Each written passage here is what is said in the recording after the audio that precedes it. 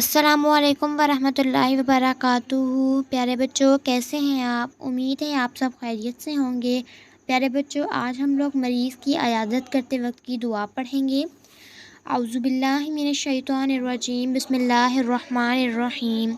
لا بأس طہور ان شاء اللہ، لا بأس طہور ان شاء اللہ، لا بأس طہور ان شاء اللہ۔ کوئی حرج کی بات نہیں، انشاءاللہ عز و جل یہ مرض گناہوں سے پاک کرنے والا ہے۔ جی تو پیارے بچوں، اب آپ سب نے مریض کی عیادت کی دعا کو 3 بار دہرانا ہے اور پھر یاد بھی کرنا ہے، تاکہ آپ جب بھی کسی مریض کی عیادت کریں تو آپ کو یہ دعا یاد ہو اور آپ یاد سے اس دعا کو پڑھیں۔ اور آپ نے اپنے دوستوں کے ساتھ بھی اس دعا کو شیئر کرنا ہے تاکہ آپ کو ثواب ملے۔